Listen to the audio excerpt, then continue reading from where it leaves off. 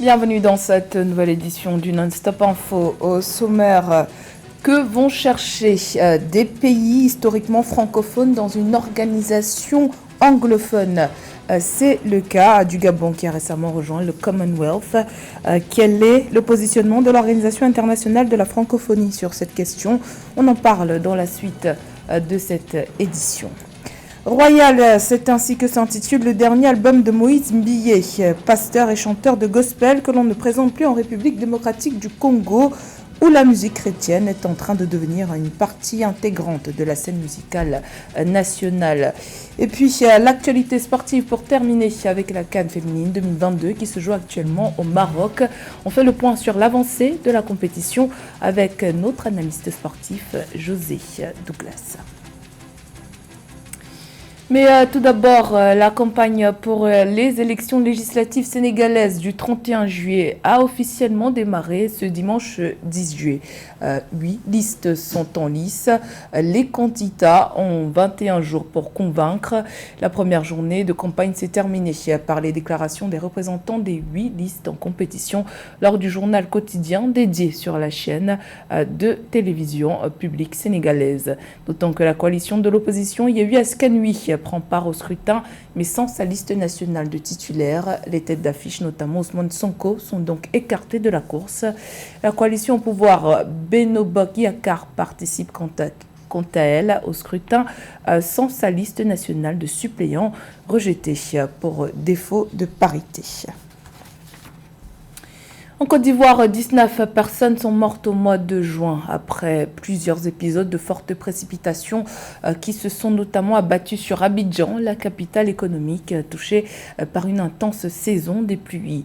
Le scénario de pluie torrentielle suivi d'inondations dévastatrices est récurrent dans la plus grande ville du pays et les autorités multiplient les initiatives pour éviter les pertes en vies humaines. Une opération d'évacuation d'une cinquantaine de zones menacées d'éboulements et de glissements de terrain a d'ailleurs été lancé au mois de juin alors que la saison des pluies démarrait en Côte d'Ivoire. Ces conditions climatiques extrêmes ont par ailleurs poussé la Confédération africaine de football à décaler la Coupe d'Afrique des Nations 2023 programmée en juin-juillet prochain à janvier-février 2024, une période plus sèche. L'entrée récente du Gabon au Commonwealth a démontré que les pays entièrement francophones ont également leur place dans l'organisation anglophone. D'aucuns se posent cette question, serait-ce un conflit d'intérêts pour l'Organisation internationale de la francophonie? Pour Geoffroy Montpetit, administrateur de l'OIF, la question du conflit d'intérêts ne se pose pas. Eugène Schéma et Robert Tobokpe. L'Organisation internationale de la francophonie, riche de ses 88 pays membres, et le Commonwealth, auquel le Gabon a adhéré le 25 juin dernier en tant que 55e État membre, sont des institutions qui ne sont pas en opposition. C'est l'avis recueilli à Libreville auprès de Geoffroy Montpetit, numéro 2 de l'OIF en qualité d'administrateur lors de la récente mission économique et commerciale de la francophonie, reçue en terre gabonaise du 6 au 8 juillet. Le Gabon est un État souverain qui décide de ses appartenances en termes d'organisation internationale. Et nous, on ne peut que se féliciter que le Gabon est un partenaire important dans la construction d'un multilatéralisme engagé. Vous savez, le monde multilatéral en ce moment est bien mis à mal.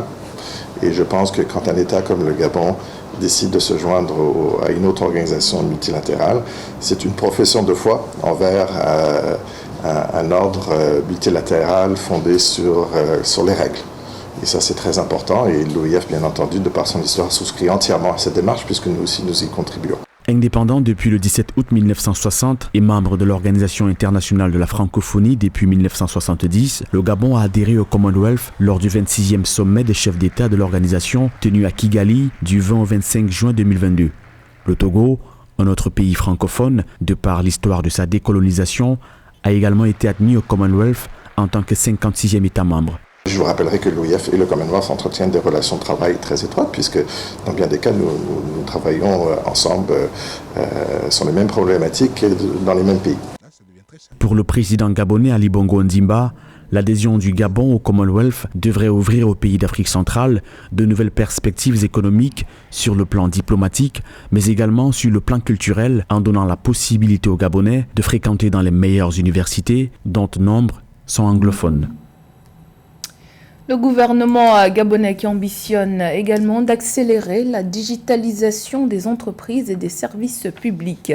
Le ministre du Commerce et des PME, Yves Fernand Manfumbi, s'était penché sur la question lors de la récente mission économique et commerciale de la francophonie à Libreville. Roberto Bakpe. Pour accélérer la transformation de son économie, le Gabon s'appuie sur le numérique et le développement des nouvelles technologies de l'information et de la communication. Un projet de gouvernement axé sur la promotion des start-up, petites et moyennes entreprises du secteur du digital via le développement d'entreprises locales du numérique et le plan d'accélération de la transformation 2021-2023. Le ministre du Commerce et des petites et moyennes entreprises du Gabon, Yves Fernand Manfumbi, a rappelé les actions du gouvernement dans le secteur lors de la récente mission économique et commerciale de la francophonie organisée à Libreville du 6 au 8 juillet 2022. Ajoutez à cela l'existence d'une structure de financement dénommée Okume Capital, qui est un fonds doté d'un capital de 20 milliards de francs CFA dédié au financement de l'entrepreneuriat, start-up et petites et moyennes entreprises et petites et moyennes industries au Gabon. L'enjeu majeur du gouvernement est d'accélérer la digitalisation des entreprises et des services publics avec pour objectif de faire de l'État un acteur pilote de la transformation digitale et faire entrer pleinement les principales entreprises gabonaises dans l'ère du digital. Pour l'atteinte de ces objectifs, notamment une relance économique basée sur la diversification, le Gabon dispose d'une série de programmes ciblant les jeunes pour un accompagnement à la création d'entreprises et la formation aux technologies. Les perspectives de croissance économique à court terme reflètent un taux de 3,3% en 2022 et 3,4% en 2023 avec un dynamique secteur non pétrolier. Actuellement, les efforts conjugués du gouvernement produisent des résultats appréciables et mérite d'être consolidé. En effet, l'examen des statistiques issues du commerce extérieur montre une amélioration croissante des échanges. Au premier trimestre 2022, le solde de la balance commerciale des biens est en nette augmentation de 207,13%, résultat d'un accroissement de 113,69% des exportations nominales relativement plus fort que celui des importations, 20,43%. Premier en Afrique centrale et sixième pays le plus connecté d'Afrique selon le dernier classement de l'indice de développement des TIC 2017 et toujours dans cette dynamique, le Gabon organise du 19 au 21 janvier 2023 à Libreville la première édition du colloque international Gabon PME sous le thème Gouvernance et résilience des PME africaines en contexte de Covid-19. Il est l'un des musiciens gospel les plus en vue en République démocratique du Congo. Moïse Mbiyé vient de sortir son 6e album intitulé Royal, opus qui totalise déjà 4 millions de vues sur YouTube en moins de 2 semaines. Selon ce dernier, Royal pourrait également être le dernier album sanctionnant sa carrière musicale. Un portrait signé Jacques Mboka.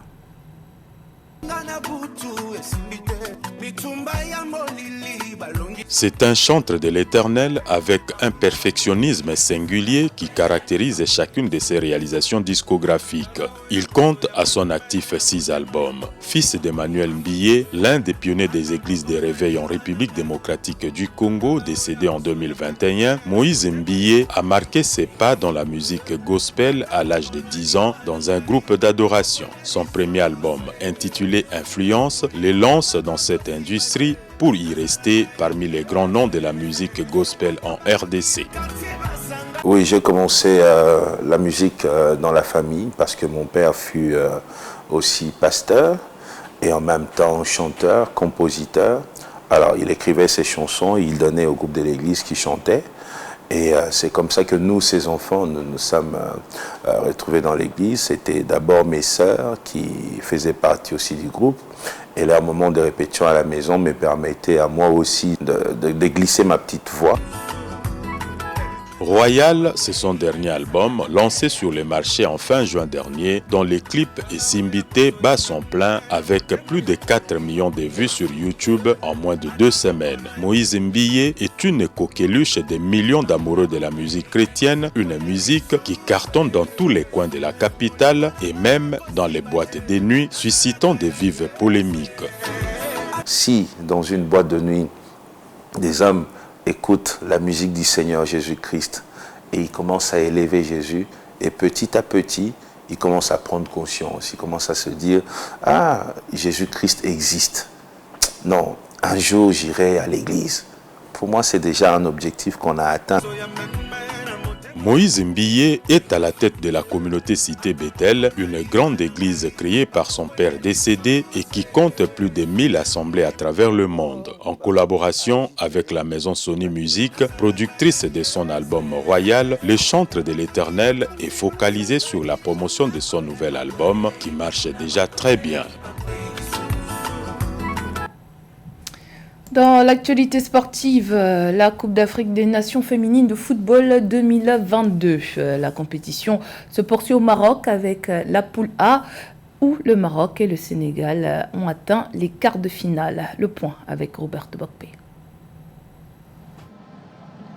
Un parcours sans faute à la mesure des ambitions du staff marocain et du rêve des supporters. Le Maroc est le premier pays à rejoindre les quarts de finale de sa Coupe d'Afrique des Nations. Avec lui, le Sénégal, deuxième du groupe A, malgré la défaite face au Polish de Reynal Pedros. Une victoire grâce au troisième but dans cette CAN de la capitaine Ghislaine Chebak qui a trouvé la faille sur pénalty au retour des vestiaires. Les adversaires qui sont bons, qui sont regroupés, qui sont voilà, et puis nous on manque d'efficacité, donc c'est un tout, mais vous savez dans le football il y a aussi les coups de pied, aussi voilà, ça fait partie du jeu, et on est plutôt performant de ce côté-là, donc il faut garder ça et améliorer la partie finition dans le jeu. Voilà. Dans l'autre rencontre du groupe A de cette CAN féminine 2022, le duel Burkina Faso-Ouganda s'est soldé par 2 buts partout, un score qui ne profite à personne. Alors que la victoire était indispensable pour espérer poursuivre l'aventure parmi les meilleurs troisièmes, ni le Burkina Faso ni l'Ouganda n'a pu inscrire le but de l'espoir. C'est une satisfaction personnelle, certes, mais je dédie ce trophée de femme du match à toute l'équipe. J'aurais préféré une victoire pour espérer poursuivre la compétition, mais il faut faire avec la réalité du sport.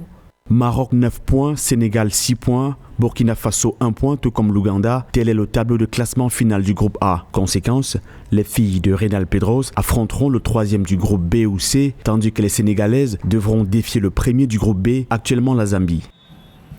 On continue de parler de la CAN féminine avec José Douglas. Bonjour José. Bonjour Corinne. Alors, les quarts de finalistes sont désormais connus. Quelles sont les affiches à venir? Oui Corinne, nous allons voir encore des buts tout d'abord. Et avant de vous montrer le tableau, Cameroun-Tunisie 2-0.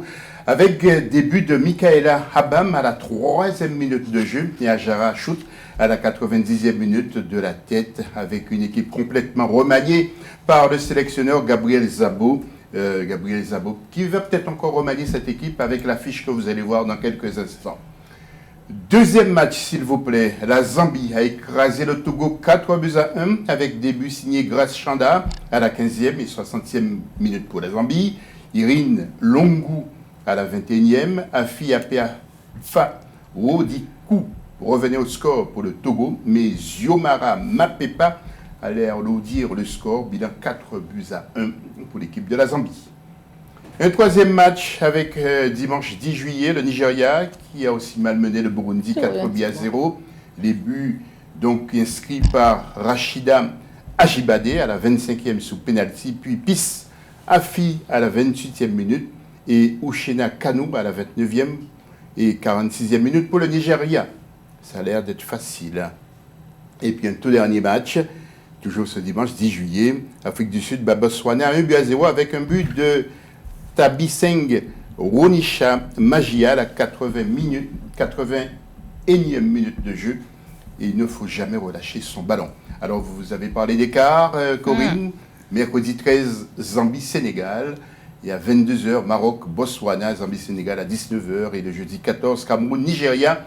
Un énorme choc et des retrouvailles pour les deux équipes et 22h Afrique du Sud contre le Nigeria. Alors José, on note malheureusement que quelques perturbations dans le déroulement de la compétition avec la Covid-19 qui s'est malheureusement invitée. Quelle est la situation actuellement? Alors une petite correction, c'est Afrique du Sud, je pense, contre la Tunisie, pas le Nigeria. Oui, quelques perturbations liées à la pandémie et c'est le Sénégal qui est la première victime. 6 membres de l'équipe et dont 3 joueuses ont été testées positives. Il s'agit d'Anta Dambélé, de Kumba Sida Boji et de Guimard Diaye, qui avait marqué lors du premier match contre l'Ouganda, 2-0. Toutes ces joueuses ont été placées en quarantaine. Leur retour est espéré ce mercredi, Corinne. Alors José, quelle analyse pouvez-vous faire des équipes jusqu'ici? Quelle sélection selon vous se démarque le plus? C'est celle du Maroc, justement, avec qui est sur un petit nuage, avec l'équipe, on dit, favorite peut-être de cette compétition, et puis une certaine joueuse que vous avez vue à l'image, Gislan Chebak, qui ne cesse de marquer. Alors, on se pose la question jusqu'où ira-t-elle, mais écoutez justement l'entraîneur Reynald Pedros. Les objectifs pour ce tournoi, ils sont simples, c'est de continuer à travailler par rapport à l'effectif qu'on a récupéré. C'est un tournoi qui est relevé parce qu'il y a les meilleures équipes africaines. Donc on va se confronter à elles et on va voir le travail qui nous reste. Alors José, la Tunisie est qualifiée pour les quarts de finale. Est-ce qu'on peut dire que Mariam Ouij en est pour beaucoup? Oui, elle est née à Sousse. C'est l'une des pièces maîtresses de la sélection, championne avec son équipe de la Turquie. Elle privilégie le travail collectif en équipe et elle s'est confiée à nos confrères de Confiline. Cela fait 10 ans que je suis en sélection, mais c'est la première fois que je sens un réel engouement autour de nous. Il faut continuer ainsi, faire des bonnes prestations, montrer un bon visage de notre équipe pour que demain il y ait une génération de footballeuses tunisiennes encore plus talentueuses que la nôtre.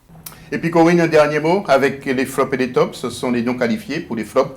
Le Burkina Faso, l'Ouganda qui doivent encore travailler. Nous attendons mieux de la part du Togo et aussi le Burundi. Ces deux équipes ratent aussi leur canne. Et pour les tops, le Maroc, bien sûr, la Zambie, l'Afrique du Sud qui a gagné 3 matchs en phase de groupe comme le Maroc et vire avec 9 points. Attention à la suite. Pour le Sénégal, le Cameroun et le Nigeria, ces 3 équipes ont du mal à décoller pour l'instant, Corinne. Merci José pour toutes ces précisions. C'était le journal de la rédaction. Merci pour votre fidélité. Dans un instant, une nouvelle édition de l'actualité sur Africa 24.